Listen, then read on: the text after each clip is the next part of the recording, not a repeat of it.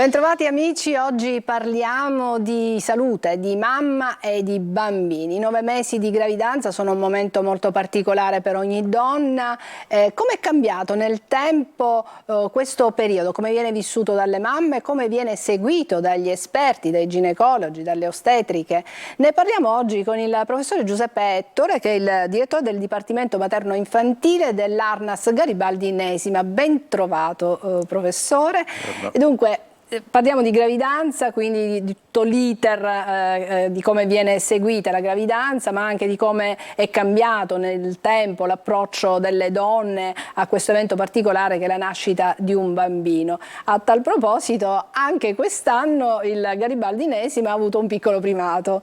Le prime a venire alla luce alla mezzanotte del 31 dicembre sono state 2 bambine e proprio lì, contemporaneamente, 2 equip hanno lavorato, hanno seguito queste 2 neomamme e hanno fatto nascere 2 splendide bambine.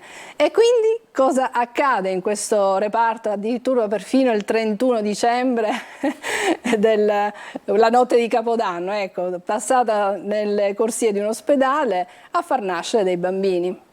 Sì, la notte di Capodanno sicuramente crea maggiore eco. Ma è quello che accade in fondo, si può dire, tutti i giorni, perché è chiaro che quando c'è un alto volume di assistenza al parto poi capita che c'è una contemporaneità anche nelle sale parti, quindi in un certo senso tutto questo grazie anche al fatto che riusciamo a contemplare dalla partoanalgesia all'assistenza e quindi le ostetriche hanno un rapporto one-to-one e quindi questo dà veramente una grossa forza di rassicurazione, nello stesso tempo non solo alla donna ma anche alla coppia, perché c'è anche il partner presente, e senza dimenticare che comunque il monitoraggio e l'attenzione della sicurezza deve essere sempre la prima cosa.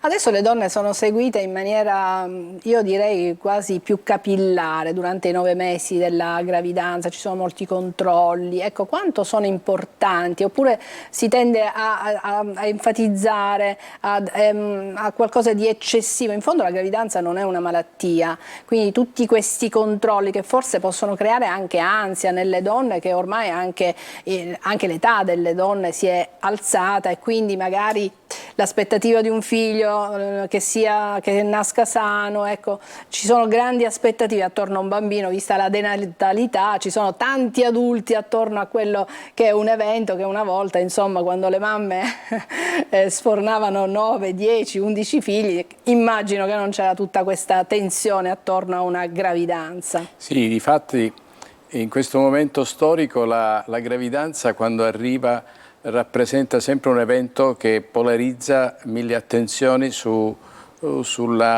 c'è il bambino, se sono 1, se sono 2, se c'è il battito e poi da lì come sta crescendo, qual è la sua salute, quindi anche i test genetici. È chiaro che tutto questo ovviamente oggi è reso facile anche da un innovarsi dalla tecnologia, dei nuovi sistemi che veramente hanno raggiunto dei livelli molto molto importanti sul piano della genetica in particolare. E poi anche l'ecografia ha raggiunto oggi un livello realmente sempre crescente e quindi sulla parte fetale devo dire che chi fa i controlli arriva a un buon standard, diciamo, di predittività. Certo, qualcosa di più si dovrebbe fare invece per quanto riguarda la salute della mamma, perché spesso si concentra tutto sul bambino e magari un po', non dico si tralascia, ma certamente la madre un po' per alcuni versi, visto che anche, come ha detto bene lei, sulla crescita dell'età, noi ci troviamo poi dai 35 anni in su a imbatterci in alcune patologie. Oggi è crescente per esempio il diabete in gravidanza, così come altre patologie, e quindi è giusto che prima di iniziare la gravidanza fare un check-up proprio per conoscere lo stato di salute reale della madre, quindi far sì che poi evitare che in corso d'opera si possa poi agire magari con ritardo. Ci siano dei problemi. Bene, i controlli sono importanti anche perché se si scopre qualche patologia particolare o per la madre o per il bambino, il nascituro, insomma, si può in molti casi intervenire, aggiustare il tiro, in certi casi addirittura ci sono anche delle operazioni durante la gravidanza, insomma, che si possono fare. Sicuramente tutto questo ci ha ci ha messo davanti uno scenario dove tante patologie vengono affrontate sia pregresse prima della gravidanza ma anche poi durante la gravidanza, e questo grazie a un lavoro di team che si fa con gli endocrinologi, con gli internisti, con i neonatologi, quando si deve necessariamente poi stabilire il momento migliore per far nascere il bambino, e abbiamo anche dei ricoveri molto lunghi per far sì che questo monitoraggio di gravidanze preziose, non perché le altre non sono preziose, ma preziose perché arriva per esempio in una donna che ha avuto un trapianto oppure ha avuto un cancro, oppure ha delle patologie conclamate, cardiopatie importanti o trapianto anche del cuore. Quindi diciamo sono tutti momenti dove chiaramente deve funzionare un team. Volevo ricordare ai nostri telespettatori il nostro numero, il 342 7455 005, lo vedete in sovraimpressione. Potete, se volete, rivolgere delle domande al professore con un messaggio, via via leggeremo le vostre domande, il professore risponderà. Nel vostro reparto ho visto che c'è una scritta scuola di nascita.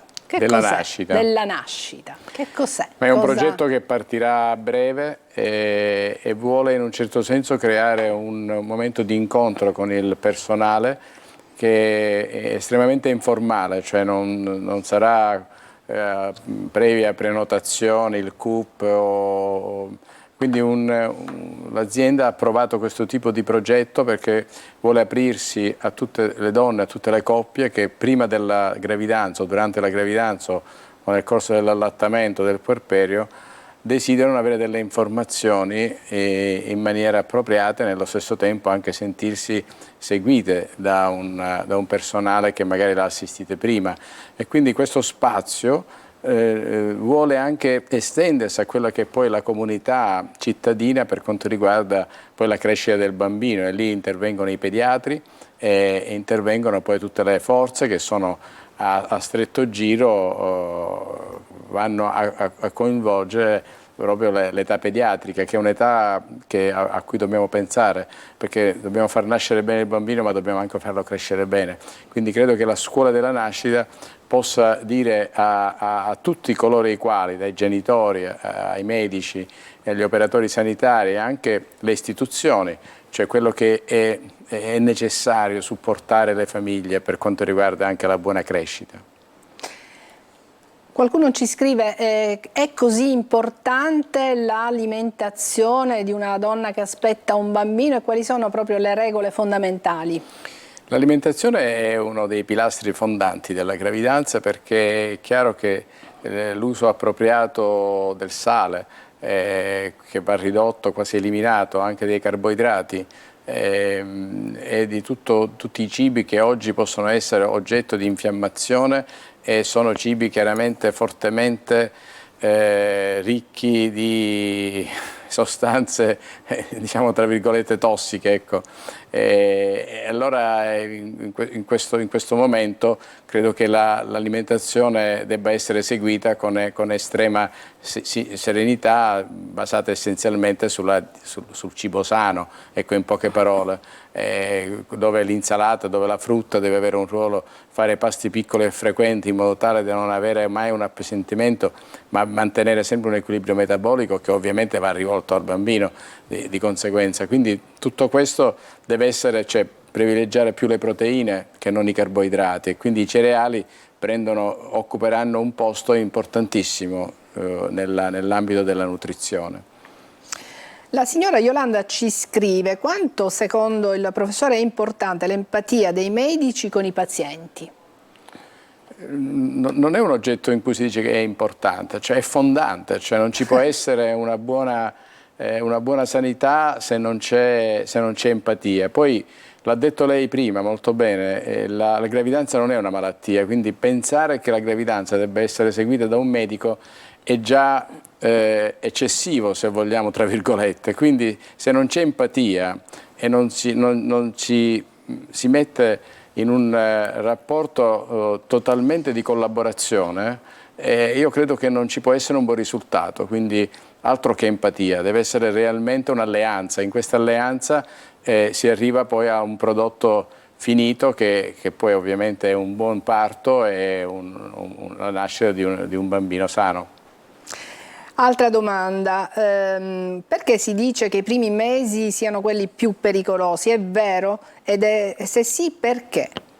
Beh, perché il feto è più vulnerabile, quindi le infezioni, per esempio virali, o anche uso di farmaci, sicuramente entro i primi 4 mesi il transfer attraverso la placenta e quindi la vulnerabilità delle strutture fetali ancora in una fase di rapida crescita sicuramente possono apportare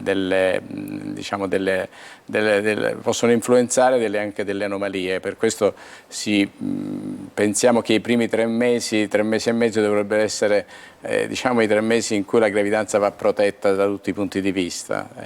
Allora, prima di tutto le infezioni e poi ovviamente gli inquinanti, il fumo di sigaretta, perché anche questo chiaramente se la donna fuma sarebbe opportuno smettere perché indubbiamente interferisce molto con la funzione placentare e quindi la massima protezione da questo punto di vista. Ci sono degli integratori che sono consigliati da prendere durante i 9 mesi oppure no? Basta una buona alimentazione? Sì, sicuramente una buona alimentazione. Diciamo che sugli integratori si è fatto veramente un tam tam e oggi a mio avviso se ne utilizzano anche troppi. Cioè le donne non sono delle mucche che devono essere riempite di integratori, di vitamine perché se si fa un'alimentazione corretta. Poi è chiaro che l'acido folico noi sappiamo che è importantissimo, ma è importantissimo i 3 mesi prima del concepimento, se ha un ruolo. Poi è importante, entra nel convergere con il ferro per quanto riguarda tutta la parte ematologica, quindi l'emoglobina e combattere l'anemia. Ma l'altro elemento importante appunto sono il ferro, e poi le vitamine che seguono sono successivamente legate a quello che è necessario. La vitamina D per esempio ha preso oggi un ruolo molto importante, il magnesio se è necessario, però spesso vedo che il gruppo B viene utilizzato in maniera eccessiva anche quando non è necessario, quindi va fatto sempre di volta in volta secondo un criterio mirato. Grazie, io direi di andare in pubblicità, ci ritroviamo qui tra pochissimo, continuate a scrivere e a mandare i vostri messaggi e risponderemo fra pochissimo.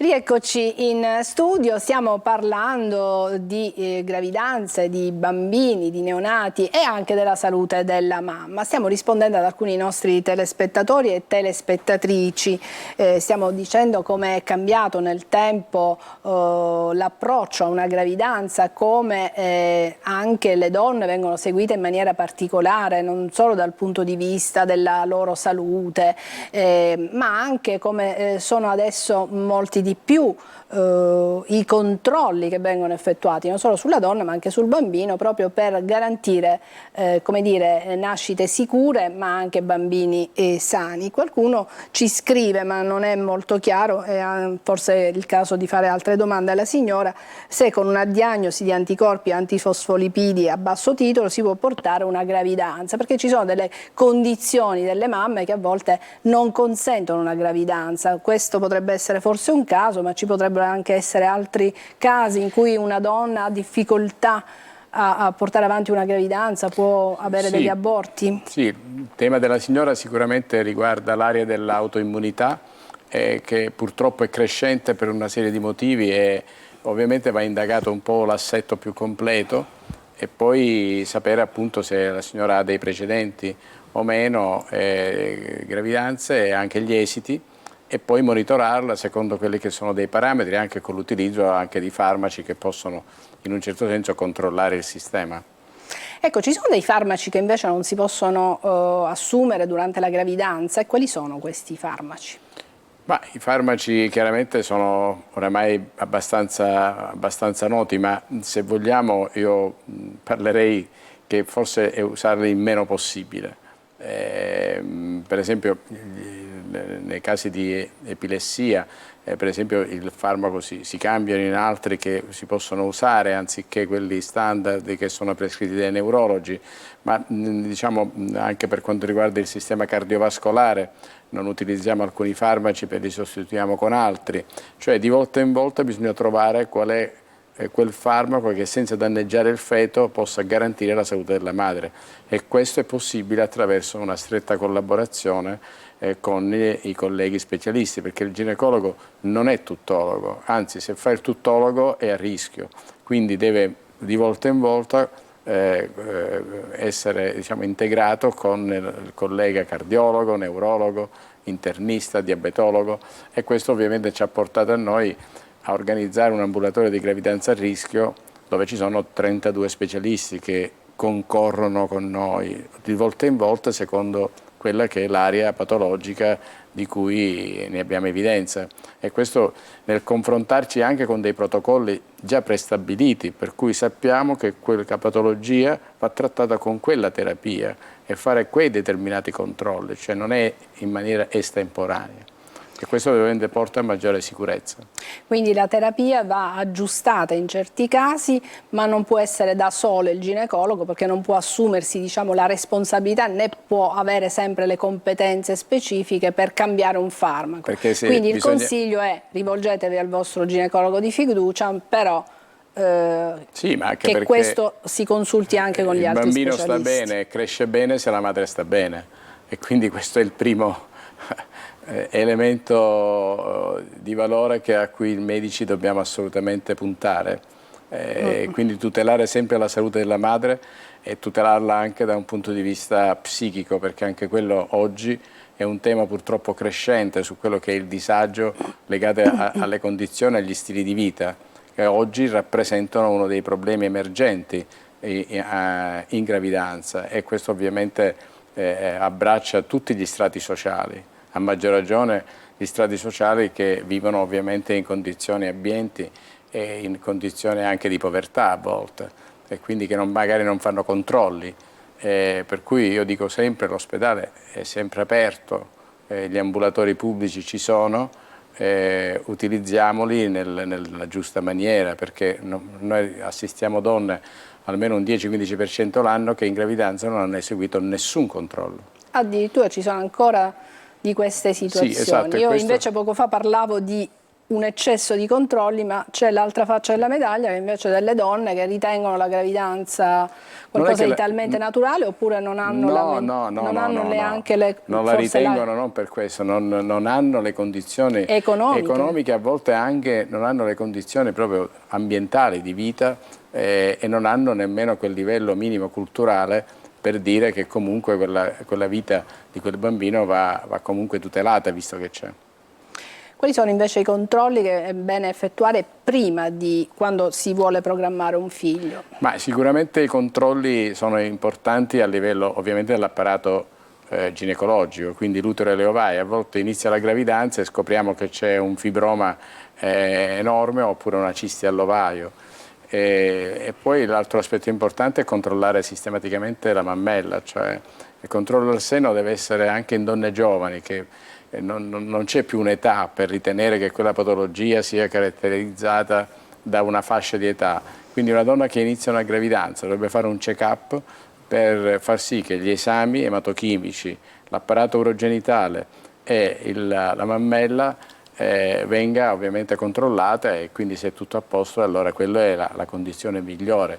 Purtroppo nel nostro paese la programmazione della gravidanza, e quindi un check-up prima del concepimento, viene effettuato in una percentuale veramente minima, e questo purtroppo da nord a sud, e anche in questo c'è una discrepanza. Per questo invitiamo tutte le coppie e le donne in particolare a fare questi controlli. L'età della donna che per la prima volta ha un figlio è andata avanti, adesso sono sempre più numerose le donne che fanno il primo figlio oltre i 30 anni. Ci sono donne che il primo figlio lo hanno a 40-39 anni. Ecco, questo cosa comporta per la madre? A parte che il bambino nasca sano e tutto, ecco, questo può causare dei problemi poi dopo il parto alle donne che hanno avuto un figlio in età avanzata, chiamiamola avanzata, ma ormai è, diciamo, credo che non si possa più neanche considerare età avanzata. O lei da ginecologo invece ritiene che le donne... Lei pensi che quando io iniziai i miei studi, la mia carriera, 35 anni era considerata primipara attempata. Ma adesso non lo è più. E lei pensi che a quel tempo, a 35 anni, si eseguiva il taglio cesareo d'elezione. Una cosa incredibile, no? Ma adesso non è più adesso così, non è più così, però ovviamente quando ci avviciniamo ai 40 anni non succede niente alla donna, perché una donna di 40 anni oggi è una donna giovanissima, non è ai 40 anni di 100 anni fa. Però il problema è che si riduce la fertilità e si riduce la qualità dell'ovocita, perché ricordiamo che l'ovocita nasce con la donna, quindi ha un'età anagrafica ben precisa, a differenza degli spermatozoi che si riproducono sistematicamente. Quindi questo è un dato importante, per cui quello che si riduce è la fertilità, tant'è che purtroppo poi spesso si ricorre alle procedure di procreazione medicalmente assistita, con tutto quello che comporta sotto tanti aspetti. Ecco perché è preferibile che da 30 a 35 possa ritenersi, diciamo, l'arco di vita Quella, diciamo, più... per voi è l'età migliore, ma ci sono delle donne che sostengono di aver avuto, per esempio, un tumore al seno, eccetera, dopo aver partorito, dopo qualche anno di aver partorito, quando il primo figlio lo si fa intorno ai 40, o il primo, secondo, insomma, altri figli dopo i 40. È reale oppure è solo una casualità che queste donne poi di fatto hanno avuto? Ecco, io non vorrei ovviamente allarmare nessuno, però siccome più volte mi è capitato che alcune donne abbiano detto questo, che abbiano questo sospetto quantomeno, è una domanda che le faccio per capire se c'è un fondamento di verità oppure è solo una casualità. Che col crescere dell'età cresce l'incidenza di alcune patologie. E quindi anche quello del Quindi seno. non c'entra, diciamo, la gravidanza, l'allattamento? La storia naturale dei tumori è una storia che comincia a volte in condizioni di assoluta... non c'è un'evidenza, no? Perché poi si possa verificare, evidenziare, l'unica maniera è fare la prevenzione, quindi gli esami di screening, parlando proprio di mammelle. Questo ovviamente l'ecografia, ma la mammografia in particolare, sono gli esami standard oggi a cui non si può assolutamente rinunciare. Però ecco, non è che la gravidanza, certamente la gravidanza è una sorta di tsunami ormonale che invade il corpo della donna ed è chiaro che sono tutti ormoni che vanno a stimolare gli organi sensibili, tra cui appunto anche la mammella. Però non è, diciamo, la causa, no? Ecco. E quindi, diciamo, questo a maggior ragione si diceva prima, facciamo i controlli prima, così al tempo zero sappiamo da dove partiamo. Spesso a volte iniziano gravidanze già col tumore della mammella. Abbiamo avuto anche casi estremamente seri, in cui abbiamo dovuto diciamo, far partorire prima la donna proprio per far sì che questa possa poi successivamente fare la chemioterapia e anche poi l'intervento, quindi non arriviamo a questo e tutto il tema è fare i controlli prima. Bene, stanno arrivando diverse domande sui disturbi che si hanno nei primi 3 mesi. Quali sono quelli, diciamo, classici? Ma ovviamente sono i disturbi neurovegetativi, perché il crescere dell'ormone della gravidanza, che è la beta-HCG, ovviamente sconvolge un po' tutti i bioritmi e sicuramente la nausea prevalentemente, e poi tutti i disturbi, anche disturbi salivari, fino ad arrivare fino al vomito.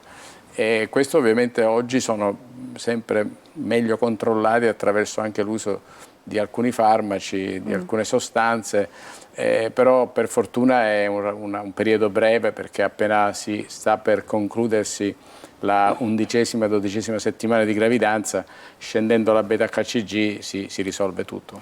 Qualcuno ci parla anche di fitte all'ovaio, è possibile questo? Ma no, perché l'utero chiaramente si ingrandisce con la crescita del feto e quindi ovviamente stira i legamenti, e quindi i legamenti sono ovviamente collegati con tutta la pelvi della donna, e quindi è chiaro che ci sono dei risentimenti anche algici. Potrebbe esserci anche qualche dolorino o qualcosa. Certo. Bene, mi sembra che abbiamo un po' risposto a tantissime domande. Come vogliamo concludere? Con un consiglio? Ma io concluderei sul fatto che oggi bisogna parlare molto della gravidanza e quindi della maternità, perché in un momento in cui chiaramente diverse abitudini, di stili di vita, anche impegni da parte della donna io credo che questo debba essere comunque la centralità della maternità per chi ovviamente fa questa scelta, deve essere una scelta ovviamente valoriale ed è una scelta di una donazione, io dico, perché donare la vita attraverso la procreazione e la nascita di un bambino sicuramente è un impegno importante. Noi auspichiamo, così come abbiamo ribadito al convegno proprio che abbiamo organizzato sui 20 anni della nascita ennesima, di come oggi le istituzioni non possono più ignorare le tematiche a sostegno della donna, perché la donna non può essere la donna perfetta per ogni cosa, quindi a maggior ragione per la maternità ci vogliono delle scelte, delle politiche che ovviamente aiutano la coppia, ma che sostengono la donna in tutte diciamo, i momenti essenziali della vita di ogni giorno, quindi gli asili nido, quindi l'alimentazione, ovviamente gli sgravi fiscali, cioè far sì che non sia tutto a carico della donna, perché poi diciamo è a carico della coppia, ma stringi è a carico della donna. Quindi è chiaro che questo noi lo vogliamo, a mio avviso, ridurre, anche perché se no realmente noi siamo oggi l'Italia, l'ultimo paese in Europa per natalità, diventerà il nostro paese un paese solo di anziani e andrà in default dal punto di vista economico. Se non ci sono nuove forze lavoro è chiaro che tutto questo chiaramente sarà un grosso disagio. Per questo io credo che bisogna fare una task force dove insieme alle istituzioni, la politica e le istituzioni sanitarie, noi come sanitari costa quello di togliere le barriere architettoniche. Gli ambulatori e gli ospedali sono luoghi aperti dove chiunque può venire ad essere assistito, seguire la gravidanza e tutto quello che ne compete. Quindi in questo clima allora diventa favorevole tutto, però se seguire una gravidanza poi significa diventare un costo eccessivo che oggi tante coppie, tante donne non possono permettersi, allora io credo che tutti hanno diritto a un'assistenza di grande valore e questo è possibile se tutti quanti troviamo lo stesso punto di comunione. Bene, con l'augurio che questo suo come dire, programma e anche desiderio si possa certamente realizzare per il benessere di tutti. Io la ringrazio per essere stato qui ospite, ringrazio il professore Giuseppe Ettore, lo ricordiamo, direttore del Dipartimento di Maternità Infantile e Infanzia dell'Arnas Garibaldinesima di Catania. Grazie ai colleghi che ci hanno seguito in regia e grazie a voi che ci avete seguito fin qui. Alla prossima.